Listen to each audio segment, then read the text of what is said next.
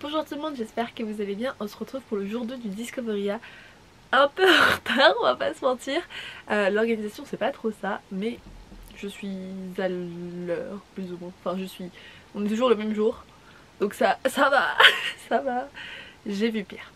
Et aujourd'hui je vous parle d'un roman. Et pour ce jour là ce sera un roman qui est en anglais et qui n'est pas encore traduit en français. Et je ne sais pas si ça va être fait parce qu'il n'est pas très connu, mais je trouve que le niveau d'anglais est très abordable. Donc si jamais vous avez envie de commencer la VO, ça peut être un bon livre. Et sans plus tarder, je vous le présente, pas trop de teasing. Il s'agit de The Magical Language of Others. C'est écrit par E.J. Ko. Et c'est classé comme biographie, autobiographie. Et franchement, la couverture déjà est super belle. Et c'est un hardback qui est... c'est un vert et qui est super beau aussi.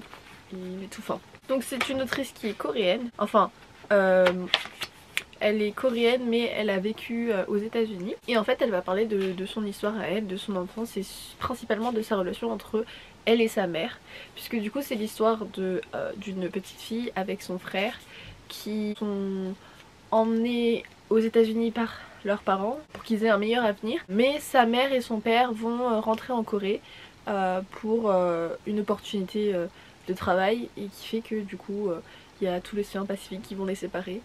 Et elle raconte un peu comment elle l'a mal vécu, comment elle s'est sentie seule parce que son frère est beaucoup plus grand et donc il est beaucoup plus mature et indépendant, alors que elle a grandi sans avoir sa figure maternelle et paternelle à ses côtés. Et donc c'est en même temps assez touchant et en même temps on en veut un peu à la mère alors que c'était pour son bien. Je sais pas si vous voyez ce que ça veut dire. On est un peu tiraillé entre deux sentiments. En même temps on sait que c'était pour qu'elle ait un meilleur avenir et qu'elle puisse apprendre à être indépendante entre guillemets.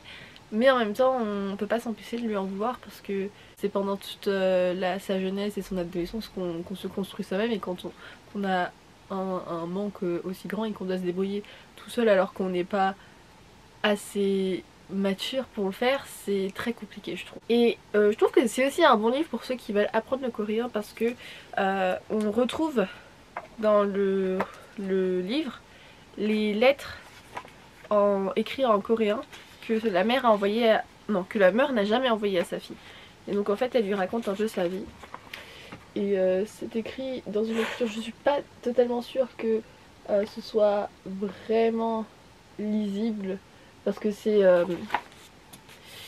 je sais pas, ils ont essayé de mettre une typographie assez similaire à une écriture dactylographiée. Donc il y a certaines fois, même moi je n'arrivais pas trop à lire quelle lettre c'était. Mais vu que ils expliquent un peu ce que la mère raconte après, 2 pages d'après, c'est assez compréhensible. Si on revient dessus, je pense qu'on peut comprendre au bout d'un moment.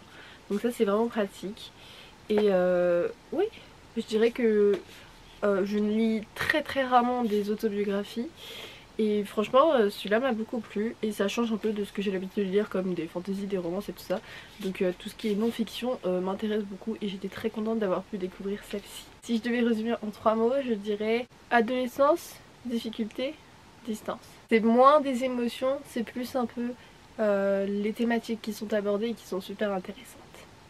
Je crois que c'est tout ce que j'ai à dire. J'espère que le format vous plaît parce que moi j'aime beaucoup et ça me permet du coup de continuellement apporter du contenu à la chaîne sans vraiment avoir toute une organisation, parce que je sais très bien que quand je dois faire vraiment plein de choses très bien organisées, je les tiens jamais. Et donc là même si je suis à la bourre je peux quand même le faire parce que c'est 5 minutes, ça me prend pas beaucoup de temps pour monter la vidéo, donc ça c'est pratique. On se retrouve demain, bye bye. The time of the year now, you got people falling in love.